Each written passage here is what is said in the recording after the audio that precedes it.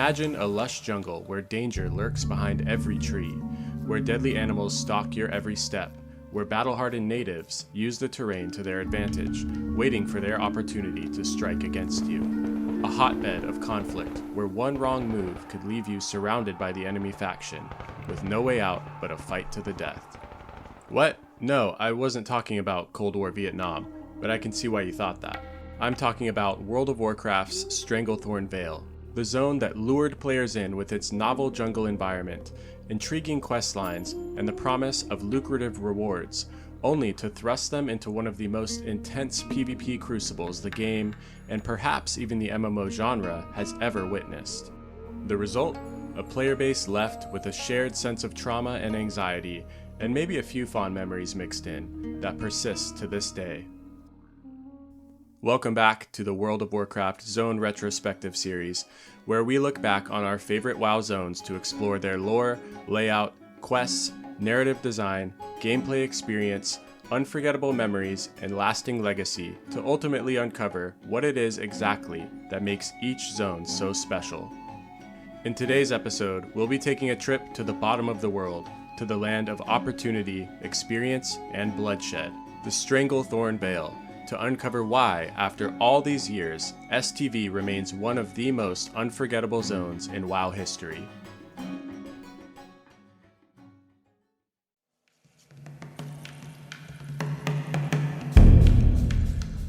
Stranglethorn Vale's history stretches back to the time before the Sundering, when Kalimdor was still a single continent and most of Azeroth's current races had yet to appear. Among the ancient races were the Trolls, all descended from the first great troll tribe, the Zandalari. The Zandalari would eventually splinter into smaller tribes, and from these, two rose to form great empires, the Amani of the northern forests and the Gurubashi of the southeastern jungles. Both empires were embroiled in a 1,000-year conflict with another ancient race of Azeroth, the Akir. The Akir were an expansionist insectoid race concentrated in the western territories of Kalimdor, precursors to the Kiraji and Nerubians. In time, the Trolls would overcome the Akir, but their peace and harmony would be short-lived. At the conclusion of the War of the Ancients, the Well of Eternity collapsed, triggering the Sundering of Azeroth. Vast swaths of the Troll Empire were swallowed beneath the sea. The Gurubashi survivors were left with only a fraction of their former territory, and an area we now know as Stranglethorn Vale, centered around their capital, Zul'Gurub. The Trolls attempted to rebuild their society and saw some success, but fate had more trials in store for the Gurubashi. According to legends recorded on ancient troll tablets found throughout the zone, the Gurubashi drew the ire of the Waterlord Neptulon, likely due to their dabbling in water magic. In his wrath, Neptulon summoned a kraken from the depths to decimate the coastal city of Ilalai. The city was defended by the shaman Minloth and his servants, who used their magic against the kraken to no avail. The monster conjured a mountain of water that crashed down upon Ilalai and swept across the entirety of Stranglethorn, reaching the very gates of Zul'Gurub. When the Gurubashi chieftain ventured out from the city, he found the land washed clean of his people, and Ilalai drowned beneath the waves. Now facing two cataclysmic events that had brought them to the brink of civilizational collapse, the Gurubashi tribe grew desperate. In their search for salvation, they communed with the blood god, Hakar the Soulflayer. New religious sects formed within Gurubashi society in service to the god, the Hakari and the Atalai. Under Hakar's influence, the tribe rose to levels of power and territorial control not seen in centuries, but Hakar demanded a steep price for their prosperity, a steady flow of souls to feed his insatiable hunger. Emboldened by his growing influence, Hakar commanded his loyal priests to summon him into the physical world. This demand was a step too far for most of the Gurubashi. A bloody civil war erupted. Hakar's faithful were slaughtered or driven away, and the once great city of Zul'Gurub was left in ruins. In the aftermath, the remaining Gurubashi splintered once again. The Bloodscalp and Skullsplitter tribes emerged, clinging to the ruins scattered throughout the Vale. The Darkspear tribe was also born, though they eventually left the shores of Stranglethorn for the Echo Isles. the Gurubashi loyalists retreated into the depths of Zul'Gurub. Yet, whispers persist that those who serve Hakkar still lurk in the shadows of the capital and in hidden temples nearby, and the specter of the blood god seems to haunt the very land itself. With Gurubashi civilization brought low, its 3 remaining tribes battle over what little territory remains. Stranglethorn has become ripe for the taking. Wild animals roam in vast numbers, while goblins, ogres, pirates, and cult leaders have seized their opportunity to establish footholds of their own. And now the forces of the Alliance and Horde have joined the fray, eager to lay claim to the riches and territories that still lie hidden in the Vale's dense and ancient jungles. Complementing the rich lore of the zone is its distinctly exotic setting, which really has no equal in the rest of Azeroth. The fierce jungle, teeming with ferocious creatures and hostile factions, contributes heavily to the feeling of tension that permeates the zone. Stranglethorn Vale embodies its intended character remarkably well, untamed, unexplored, and unrelentingly treacherous. That side of Stranglethorn tends to get all the attention. But it would be a mistake to neglect the other side of Stranglethorn, the sheer beauty of the land that underlies all the violence. The waters, while infested with piranhas, sharks, and murlocs, shimmer with a pristine blue unmatched anywhere else in the world. The shores, though littered with crocodiles, pirates, and sea giants, offer views as inviting as any tropical paradise. Inland, the jungle crawls with trolls, ogres, and predators of every kind, yet remains lush and awe-inspiring.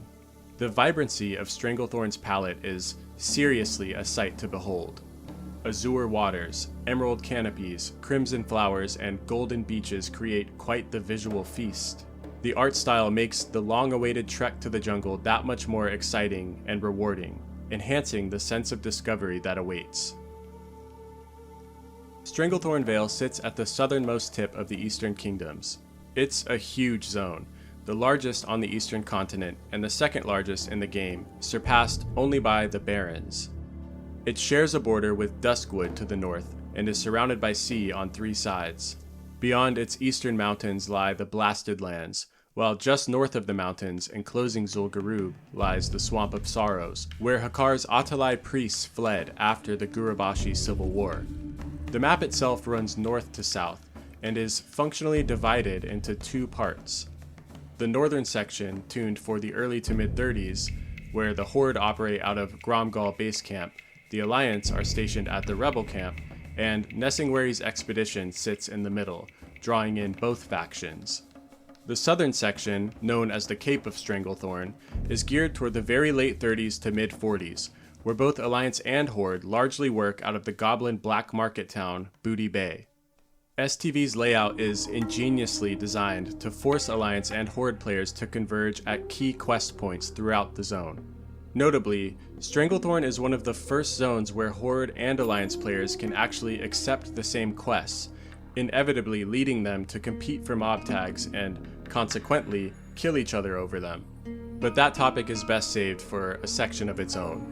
Thanks to its rich history, living story, and unique setting, Stranglethorn is home to several unmissable points of interest.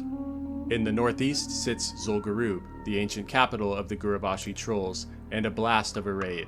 The level 60 elites patrolling outside ward off any levelers passing by, but they add to the zone's intrigue, teasing the grand adventures to come. At the center of the zone, we find the Gurubashi Arena, presumably a coliseum used for blood sport by the ancient trolls when their civilization was at its height.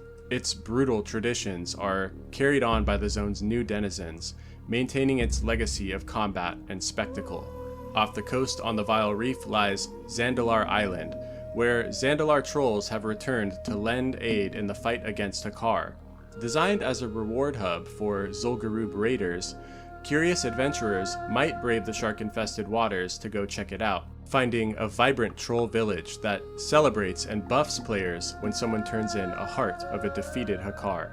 At the tip of Cape Stranglethorn is Booty Bay, a neutral town that has become a fan-favorite hangout spot.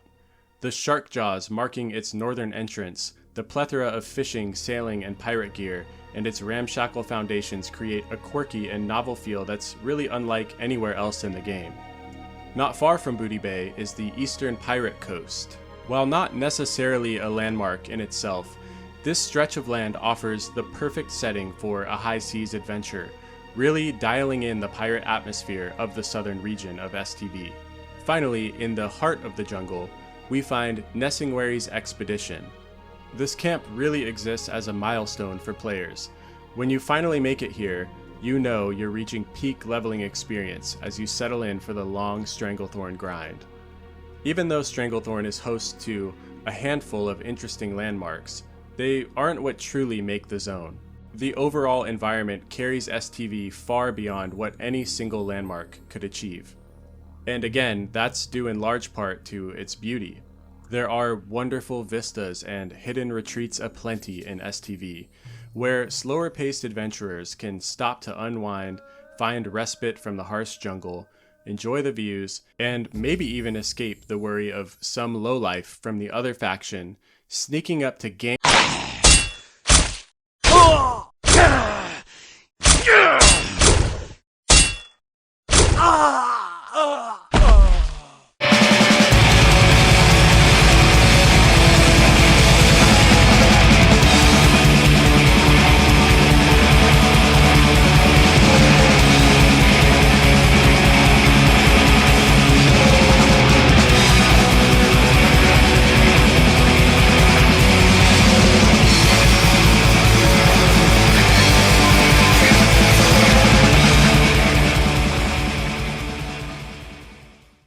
That should just about paint the picture for you.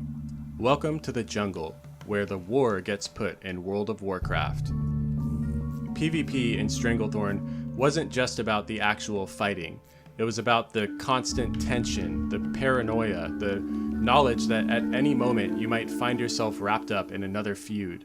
These encounters could be fleeting skirmishes or escalate into hours-long battles, completely derailing your original questing plans.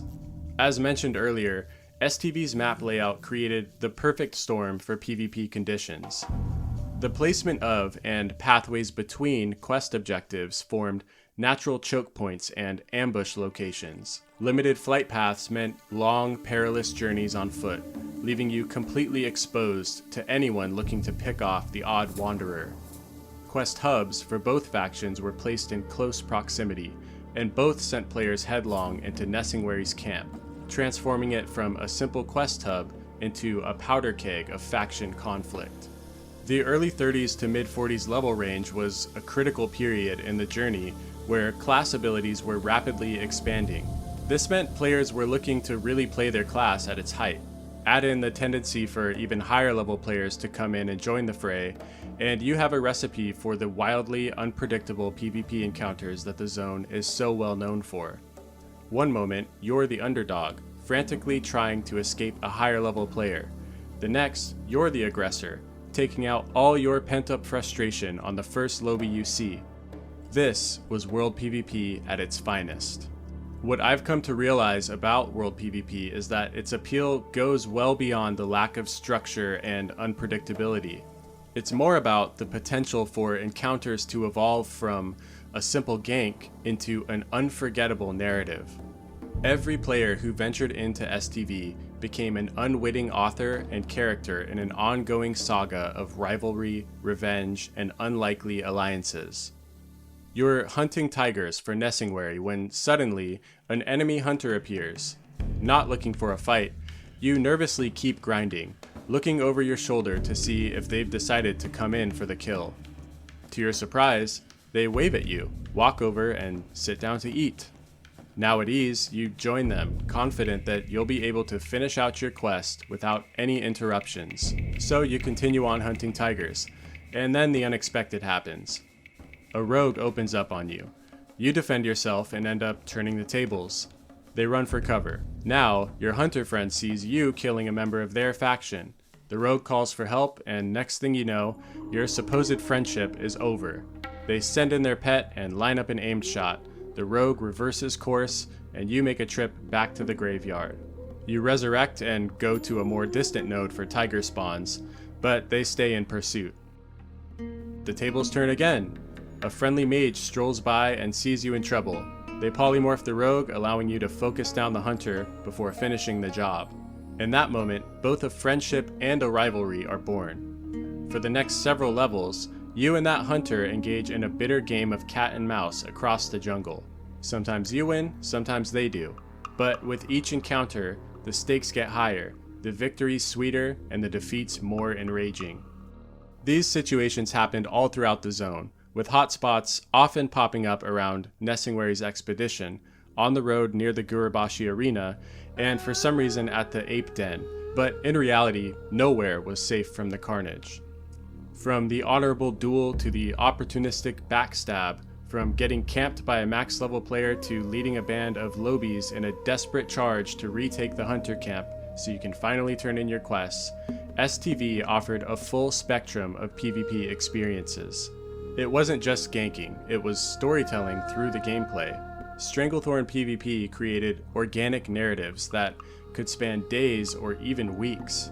It wasn't at all uncommon to recognize names of frequent opponents or allies, turning the zone into a stage for lasting friendships or ongoing dramas of betrayal, vengeance, and epic last stands.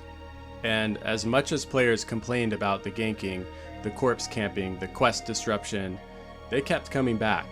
Because in STV, every player had the chance to be both hero and villain, victor and victim. It was frustrating, yes, but also exhilarating in a way few other zones, or gaming experiences at large for that matter, could match at the time. In many ways, STV encapsulates what made Vanilla WoW's World PvP so special. It wasn't a carefully balanced arena match or a structured battleground.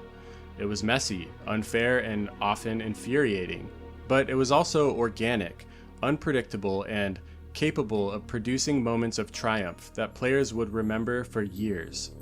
STV is where countless players cut their PvP teeth, where friendships and rivalries were forged in the crucible of combat, and where every venture into the jungle was a roll of the dice. For that reason, it has created quite literally millions of player memories that live on to this day.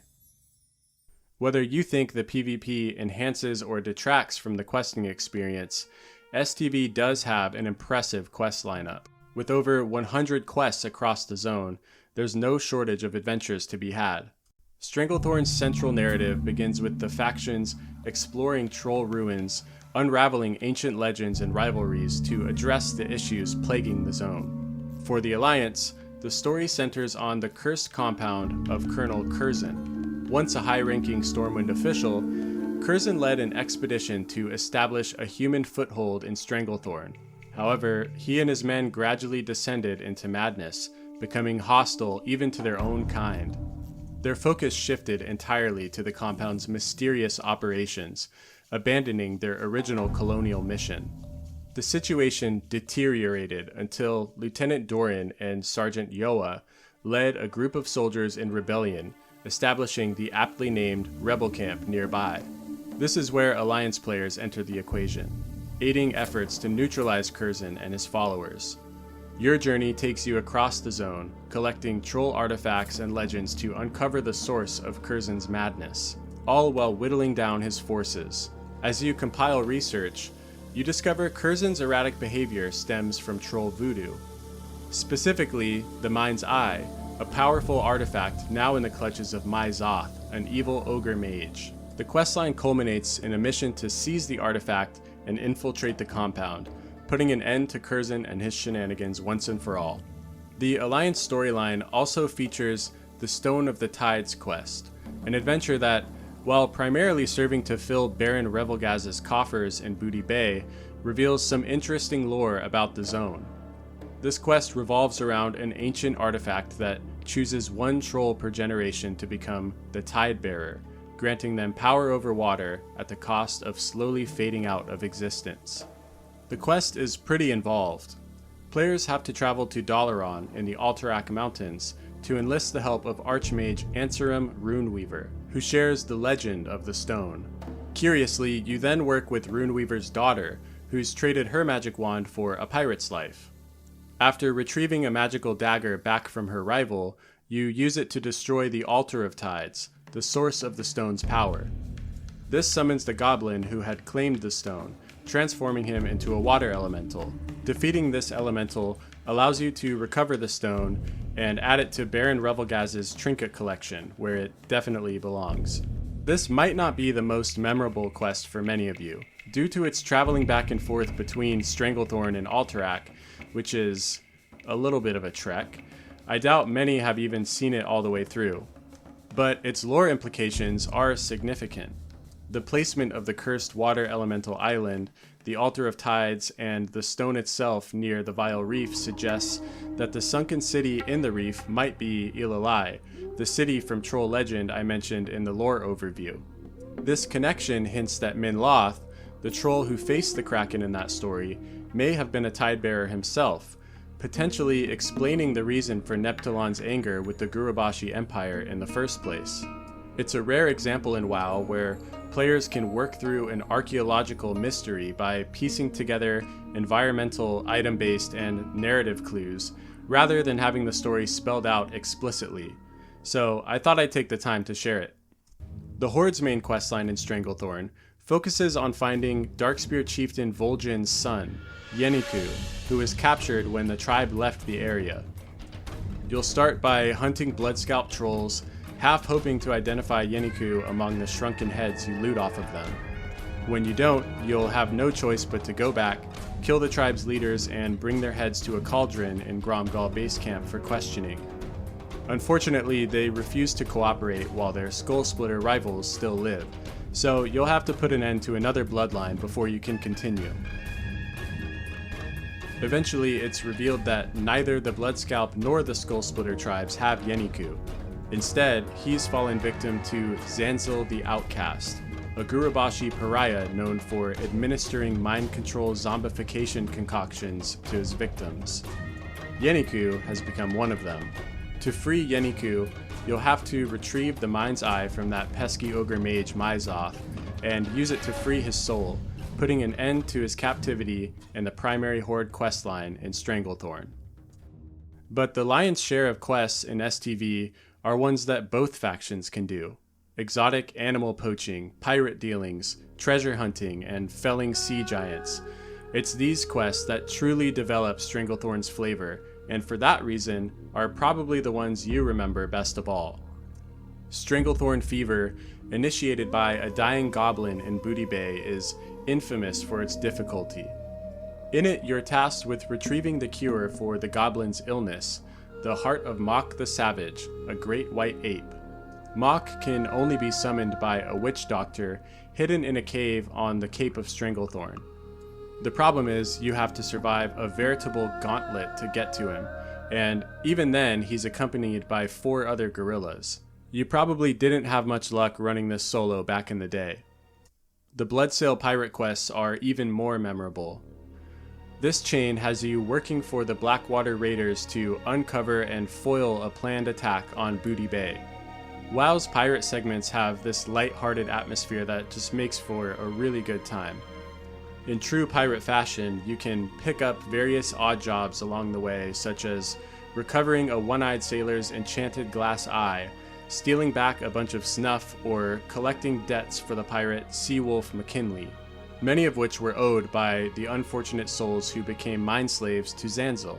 The Bloodsail quests culminate in you swimming out to ships moored on the South Seas to assassinate their leaders. This quest is also notoriously difficult due to the high mob density and crazy spawn rates on the ships, but it certainly does get you feeling like a swashbuckler on the high seas. During your journeys, you might also stumble on a few curious items. A scroll containing Cortello's riddle found on Captain Stillwater's ship provides a trail of clues guiding you to hidden locations across Azeroth, which ultimately leads you all the way to a remote waterfall in the hinterlands and rewards you with your first 14-slot bag for solving the riddle. On the Wild Shore, you might discover a message in a bottle. This leads you to the captive Tauren Princess Puba on an eastern island where you're tasked with defeating the giant ape King Mukla to free her. This collection of pirate and sea-themed quests is genuinely entertaining, incredibly thematic, and represents some of the best Stranglethorn has to offer. However, when it comes to iconic quests, one series stands head and shoulders above all the others. Going to Nessingwary's expedition is almost a pilgrimage for early mid-30s players. The quests are grindy, happen in quick succession, and can easily fit into your questing route to make for super efficient leveling. And the location and subject matter of the quests are refreshing, not even really needing a compelling story to be engaging. At this stage of leveling, it feels appropriate to take a break from life and death scenarios to simply help a few friendly hunters pursue their passion for poaching. Hemmet Nessingwary is just one of those figures that puts you at ease. It's a joy finding yourself at this point in the leveling journey, content to track down as many panthers, raptors, and tigers as the hunters request. And when you finally complete the Big Game Hunter questline, you reach a milestone that feels worthy of an achievement badge even before they were a thing. Maybe an even bigger achievement would be completing the Green Hills of Stranglethorn quest, but I don't think anyone's actually ever done that. Still, they make for fun reading on Hemmet's adventures in the jungle. Questing in Stranglethorn is awesome. It sticks with you for something like 15 levels, serving as your primary questing backdrop for one of the most enjoyable parts of leveling, your 30s and 40s. During this time, you're running great dungeons like Scarlet Monastery, Razorfen Downs, and Zul'Farrak for powerful item upgrades, completing your first talent tree for your level 40 ability, and hopefully picking up your mount, all to return to the jungle and test your new capabilities, whether against a rowdy pirate or an unsuspecting faction enemy. Beyond the intense PvP and fantastic leveling experience, Stranglethorn Vale offers several activities that are entirely unique to the zone. The Stranglethorn Fishing Extravaganza is a weekly fishing contest that transforms the coastline into a frenzy of fishing enthusiasts. Players race to catch rare fish, competing for exclusive rewards like a trinket that turns you into a fish and grants water breathing. This event creates a unique social atmosphere, bringing together players from both factions and adding to the zone's vibrancy when it's announced by the NPCs. Every 3 hours, a treasure chest spawns in the Gurubashi arena, triggering a free-for-all PvP brawl as players fight to loot it. The chest contains various rewards, but frequent arena goers seek the Arena Grandmaster's trinket, with 1% dodge and a powerful absorption shield usable at any level, a must-have for serious twinks. But whether you were gunning for the rewards or just looking for some chaotic PvP, the arena is a really fun experience. The Bloodsail Buccaneers offered one of the few hidden reputations in the game, allowing players to side with the Bloodsails against Booty Bay. This creates an interesting choice between access to neutral towns and outlaw status. Players determined enough to complete this insane grind earn the Bloodsail Admiral's hat, which lets you summon a special parrot companion. Booty Bay itself serves as a large, active, neutral sub-city. It's a bustling hub for both factions, fostering unique player interactions and offering neutral services like an auction house and bank. While generally a respite from the harsh jungle, it's not completely insulated from PvP. Guards provide some safety, but clever players can still manage a kill before intervention, adding a layer of unpredictability and mischief to the town. From the unique events, cities, and reputations to the infamous PvP and compelling questlines, it's genuinely amazing just how much Blizzard was able to stuff into a single zone with Stranglethorn Vale. It brings a rich history, stories that unfold alongside the player, and one of the more captivating settings in the game. Stranglethorn's legacy is multifaceted.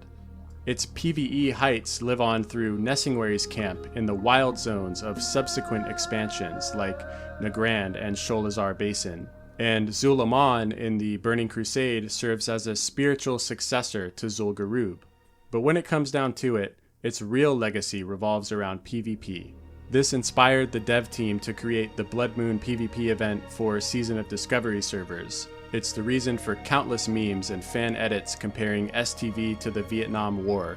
It's why there's an almost universal buckle up moment when it's time to venture into the jungle at level 30 on a PvP server.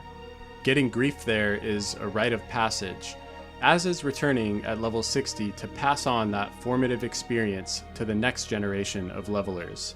More than any other zone, Stranglethorn embodies tension, conflict, and bloodshed. No matter how much you want to benefit from its quest density, XP efficiency, and unique atmosphere, like moths to the flame, you'll find yourself drawn into PvP.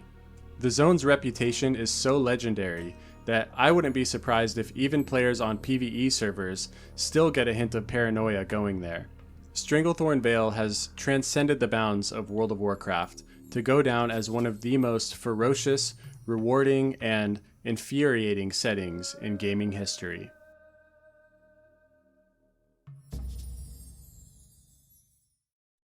And there we have it, a look back on the infamous Stranglethorn Vale. Of all the zones in Classic WoW, this is likely the one that players have the strongest love-hate relationship with. I'd love to hear from you all. What are your favorite places, battles, or memories of high adventure from Stranglethorn? Did I leave anything out? Every time I post one of these videos, my comments fill up with wonderful memories and recollections from you all, and those have honestly become one of my main motivations for continuing to develop this series. So please do keep those comments coming, along with your feedback for the channel. It's all around super helpful and appreciated. If you enjoyed the video, please leave it a like, and if you like me and my trips down memory lane, please consider subscribing to the channel. Thanks so much for watching. Till next time.